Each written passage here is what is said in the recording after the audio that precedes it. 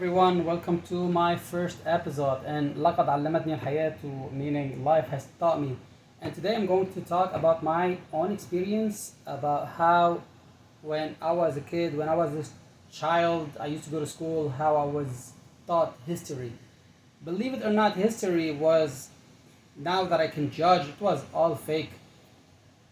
Until high school, we used to be taught about like the Ottoman Empire as it was like a monster who used to kill everybody, do slaughters and unjust to the Arabs and to like everybody else. And there was a general called Jamal Basha, and he was called a Safah. Then his nickname was the Killer. And in fact, this guy was trying to keep the Ottoman Empire all together and not split every country like actually what happened. So I came to realize that this guy was a hero, actually, not a murderer, and that throughout my childhood until I was in high school, I was lied to. And everybody knows that history is written by the victorious party. So of course the Ottomans were just perished. So they were not there no more. They couldn't defend themselves, and they were not there when history was written. So French people who colonized Lebanon taught us that their language is the best language. That in order to be modern somebody, you need to be able to speak and learn French fluently. And of course, I don't necessarily agree with that.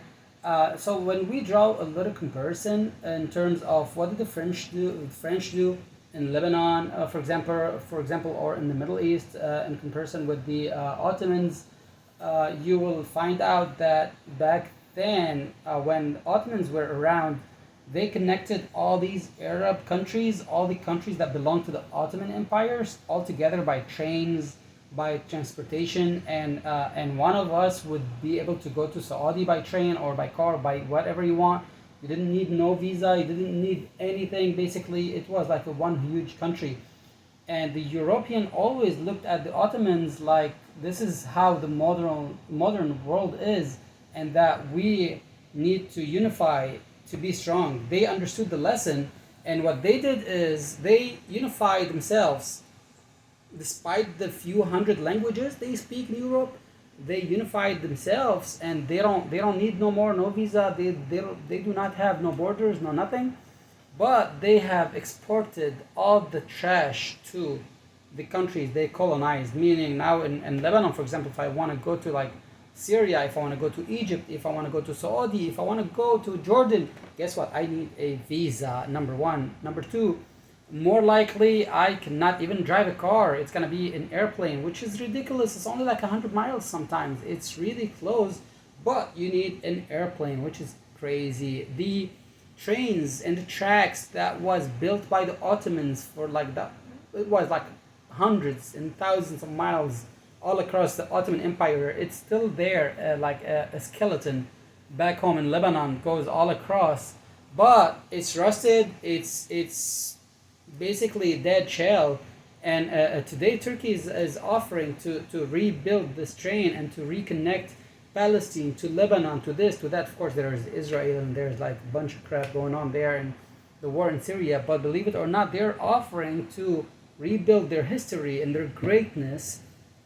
And I would love for that to happen sometime soon. What I'm trying to get to is, if you're somebody in school, if you're somebody who's learning a bunch of crap because they told you that you need to learn whatever they want you to learn, in my opinion, and that's again my opinion, you do not need all the junk that comes with your education. In fact, go ask any engineer how much you are using from among all you was taught in school. How much education are you using on a daily basis? Guess what? The answer would be probably 1 to 3, 4, 5% is at the most. I bet you cannot get somebody who can say 5%. Well, you are entitled to ask, what happened to the 95%, the 97%, the 99% of my life that was wasted for basically nothing, for basically me being taught lies and flies in school, the answer is unfortunately you have wasted your time because somebody else didn't want you to advance in your life. That's why I would love for my son Yusuf to learn only and only what he wants. I want him to live his childhood fully and to enjoy his time and to learn only what he needs to use in the future. Meaning, I would love, for example, for him to see passion, for example, for computer science or for like Java programming, whatever you say. I'm gonna focus on that talent and I'm gonna make him good in this only this path until he will bright and shine and be the hero of this sect, this particular education. That's why basically I'm talking. That's why I'm talking about education today, specifically for the students who are stuck with old schooling tuition that is rusted, that somebody is behind it for some reason, whatever reason. But I'm here to let you know, take what you want, leave the crap behind, and don't be like, oh, this is the system, I have to go with it. No, the truth is, if you are in high school or if you are young, you can only apply for GED, and that would be like a high school for you in the future if you want to go to college. Or you can just go to college. Or guess what? If you want to be programmer, most companies today, if you say, hey, this is my project, that's what I've done, this is the programs I've built, this is the application I've created, they're not even going to ask you about your bachelor in computer science or your master's degree or anything else. They look at this and they go like, whoa, this guy is productive. He's got physical programs going on. Oh, he programmed another coin, something. It can be a BS program, a program that do not function. Guess what? You might be hired in the best companies just because you are writing programs and making apps. And that's basically what I'm trying to get to today. I hope you guys enjoyed the video, and see you in the next one. Take care.